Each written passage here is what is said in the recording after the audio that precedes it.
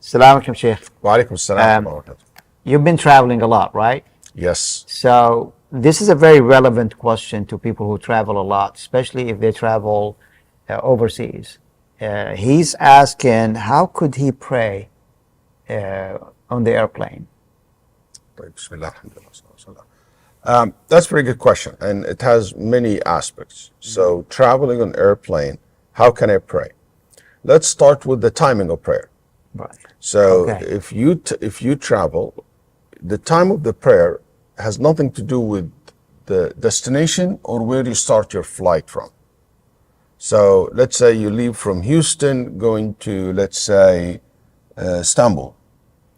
Dhuhr does not enter based on the Dhuhr time in Houston or Dhuhr time in Istanbul. It's based on where you're at in the journey At that time. at that time. Right. So if you left Houston 11 o'clock, for example, it's not Dhuhr time in Houston, and most likely it's not Dhuhr time in Istanbul as well. So what I do in this case, you wait until you know it is for sure. Let's say you are now in DC area or the East Coast and it's Dhuhr there, and even there is some app will calculate where you at exactly and will give you Very good. the time of the Salah in the airplane where you at traveling. Some Muslim airlines will tell you, like Turkish Airlines, for example, some other airlines. I saw it Turkish Airlines. They tell you this is Dhuhr time entered right now, or Asr. So they will let you know. But let's say you don't. You couldn't figure that out. You wait until you see it's about Asr and you pray Dhuhr and Asr together. When it became dark, you pray Maghrib and Isha together. Right. When it is basically you see the light coming up, that's Fajr. You pray Fajr. You might pray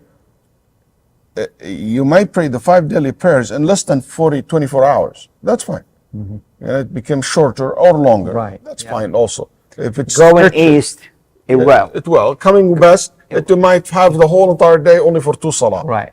That's fine as well. So that's number one. Number two, when it comes to prayer in the airplane, you're allowed to combine between prayer and shortening the prayer. Right. Because you are traveling. Yes. Right. The third point when it comes to praying in the airplane is facing the Qibla. Okay? One thing can help you a lot. The Nabi Sallallahu said to the Sahaba one night pray in the night. So the Qibla in Medina is to Mecca is what? South. Right. So Nabi Sallallahu said from east to west is Qibla.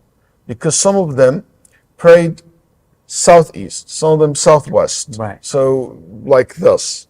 So Nabi Sallallahu said from east to west Qibla as long as you're facing what? South. South, yeah. So The majority of your body is facing south. Right.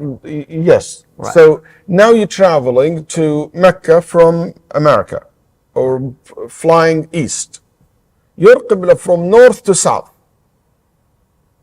So if you go this way, this way, this way, this way, this way, because sometimes the airplane, you cannot have it 100% towards Exactly. the Qibla. But even if it's a little bit like 20 degree here, 20 degree there, left or right, it's fine. You can just move yourself a little bit if you have to. Sometimes you can't. Let's assume, or it's hard for you to do that, or it's not comfortable, not safe, whatever it is. So I'm just giving you the option to know that there is flexibility in the issue. But what's not allowed is for you, for example, to going to California, and you say Allahu Akbar facing California while Mecca behind your back. That Right. will not be facing Exactly.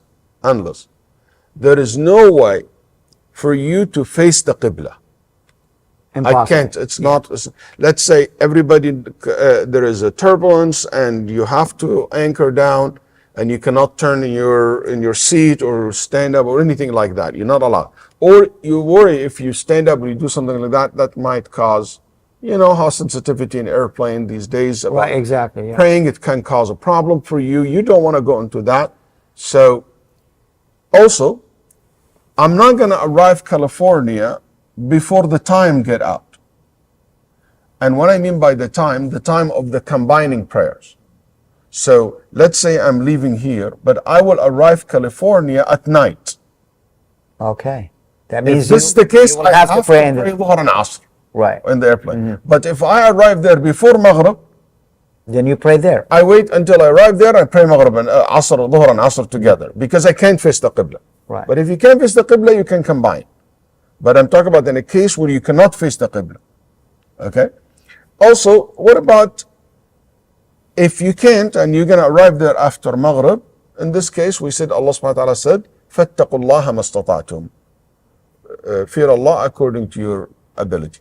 Happen a lot when you come from, for example, from the east, coming from Pakistan, come from Egypt, come from Istanbul, coming to America. The Qibla is behind you. Behind you, yes. So you can't really face it, and it's not possible to do that. In this case, when you're going to arrive in the night, so you don't want to miss Dhuhr and Asr. When you land, you pray them. No, you pray them in the airplane. If you can, just look and say, Allahu Akbar. النبي سيقول إذا أمرتكم بأمر فأتوا منه ما استطعتم. Anything you can do from the obligation, it's good. Even if it's just Allahu Akbar, then after that you go. If that's the best you can do, it's fine.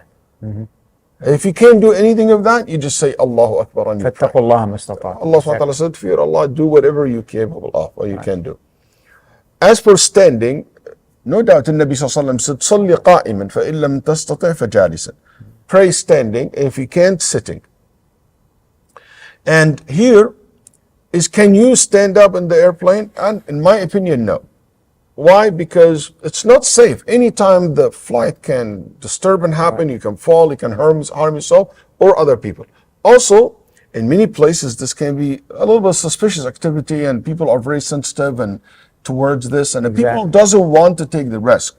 So for me, I have no problem. It's like in Nabi Sallallahu Alaihi Wasallam give a permission to people in the safina, in the boat, and the ulama rahimahullah talk about people in the boat allowed to pray sitting because it's not stable. This is a very good example. Yeah. So if that's the case in the boat, it's the case the same thing in the airplane. So for that, I would say you are allowed to sit to pray while you're sitting, and when you pray, you basically, when it comes to the ruku', you go a little bit farther. When the sujood, you go a little bit farther. You don't need to go all the way in the bottom of the table and to make an actual sujood. No, you just you just look, you go a little bit. Just like praying on a chair. Yeah, right. And you go like this for the sujood and with tashahhud, and you say assalamu alaikum wa rahmatullah, assalamu alaikum wa rahmatullah. So this is basically the way to pray in the airplanes in regard to the timing, regarding to the way you pray, how to perform the prayer, the issue of qibla, and the issue of standing versus sitting. And Allah subhanahu wa ta'ala knows best. Sallallahu alayhi wa sallam. Jazakallah khair, Sheikh. That was very informative. Thank you.